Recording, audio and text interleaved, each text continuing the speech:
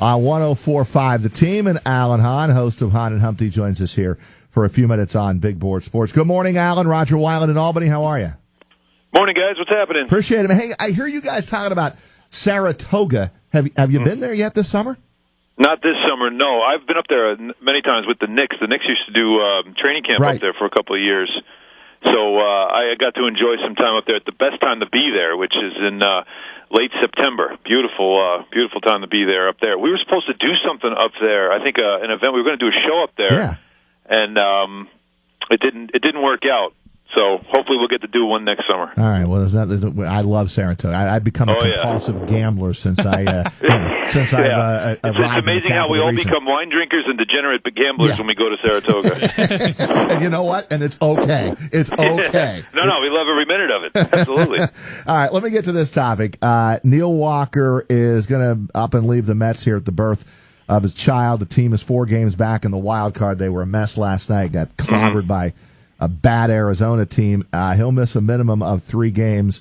Would you go and leave the team? What side of the fence are you on with Neil Walker here, Alan? Well, remember, it's their first kid. It's their first child. Yep. So you have to keep that in mind. And his wife, I think it's Nikki, she's in Pittsburgh.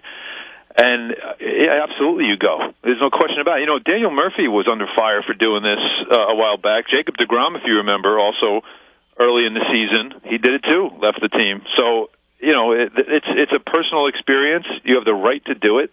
He absolutely should. You know, it's one player. You know, the Mets' problems are bigger than one player. And yes, Neil Walker is the one bat that's been consistent for them lately, but he is absolutely allowed to do this, and I think he should. I would encourage it.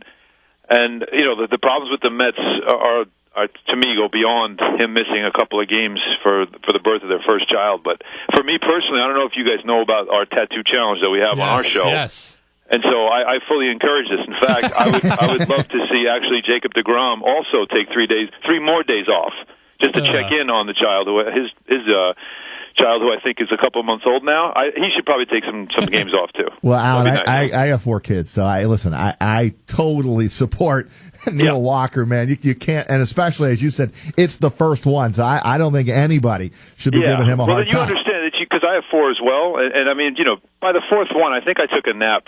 At that point, you know, I think I actually said, "Text me."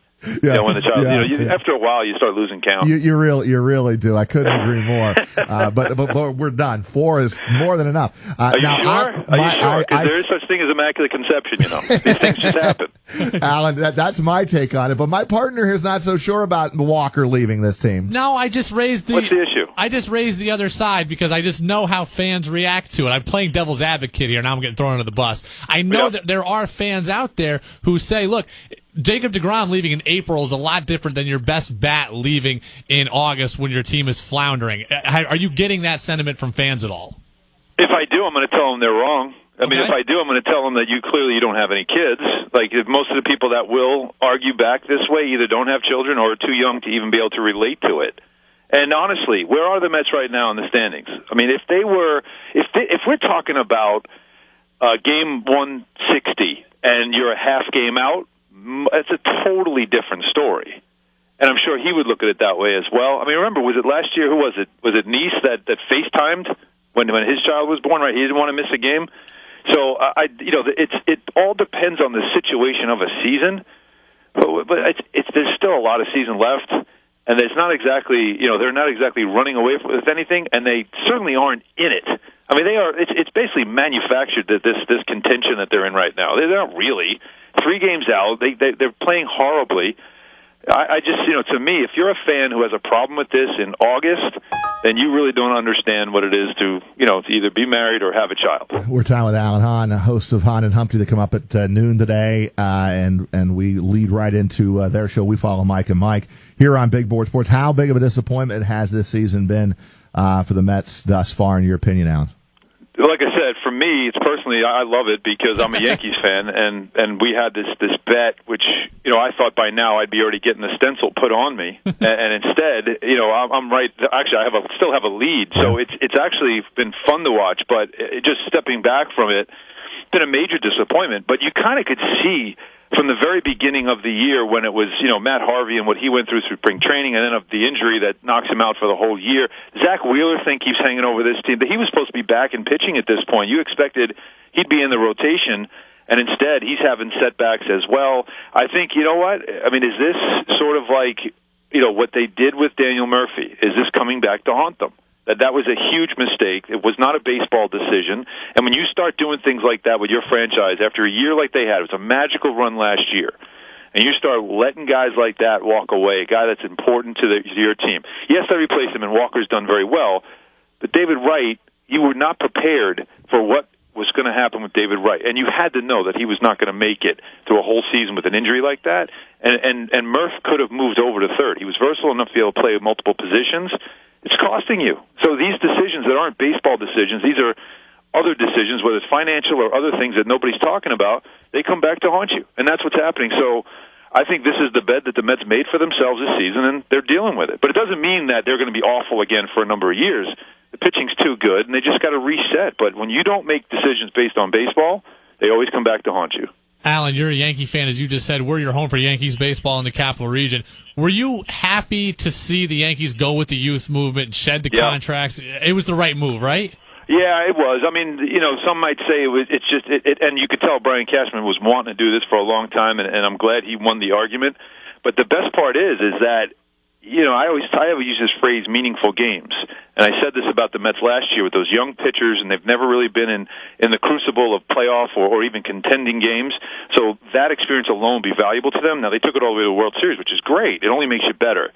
So you have this youth movement, and you bring in these young guys, and you're supposed to think, all right, well, the season's over. But nobody told them. So they come in, and they've got a lot to prove, and they're excited, and it kind of reinvigorates a team a little bit. Now, look, it's a long shot still for the Yankees to do anything, but at least these games mean something, as well as the fact that they, are getting a lot of playing time. And it's good to see, at least now where this franchise is headed. So that's, to me, what's been fun about this. It keeps you engaged because, all right, this is what we're seeing. Here's the future. And the future looks pretty bright with some of these players. There's no doubt, Alan. It does. It was a crushing defeat a couple nights ago, though. They have the 6-0 lead, and you got that's typical. Where I actually, believe it or not, I always, anytime Pineda takes the mound, I always expect that eventually it's going to blow up. So Mother Nature took care of it for us and just took him out of the game. Hey, NFL training camps obviously in full swing. We were at Giants camp yesterday. Yep. But let me hop over to the Jets because we do carry the Jets here on 104.5 The Team. Do you see this Jets team making noise in the AFC East, or is that early schedule going to be just too tough? I got to be honest with you. We were at Jets camp a couple of weeks ago talking to the players about that, and as much as that schedule, those first six games, but even first seven, if you add the Ravens, go with the ESPN Power Rankings. Those first six games, 5 of those opponents are top 10 in the power rankings. So that's going to be tough. The Jets are 15th. The Ravens are 12th. So even week 7, you have a team. And the Jets aren't favored in any of the first 6 games. Week 2, to me, at Buffalo, must win. I know it's crazy to think week 2. That's a must-win, especially a Buffalo team that's got a lot of injuries going on right now and some controversy swirling around them where you figure, is this it for Rex?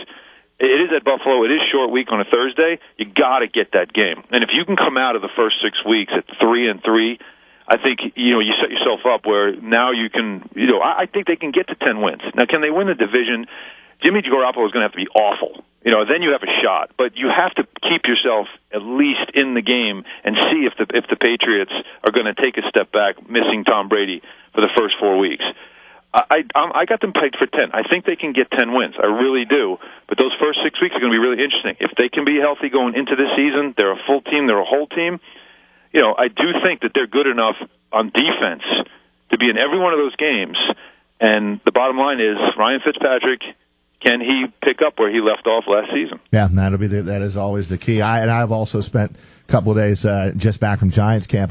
I like the climate there. I really do. I think these players are going to buy in very quickly to Ben McAdoo. Now, it'll all come down to, how many games they're going to win, and we haven't even started the season yet. But I kind of like the overall climate and the feel of training camp so far under the new head coach, Ben McAdoo. Yeah, we were there too, and talking talking to a lot of different players, some of the new guys as well. Vernon, was a guy we really liked. We enjoyed talking with him, and then we did talk to Snacks, and after we were done giving him crap about leaving the Jets, then obviously we were able to talk more Giants. But what I see with that team, especially when you look at their schedule as well, they should win the division. Yeah. Everybody's talking about the Cowboys, but the Cowboys, their entire defense is suspended, I think, for 10 games, right? Everybody's suspended on that side of the ball. And, when you talk about their offense, it's like you're talking about the Knicks, if they stay healthy, right? That's really all it is, if they stay healthy. Well, Tony Romo hasn't proven to be able to do that. Des Bryant is always banged up.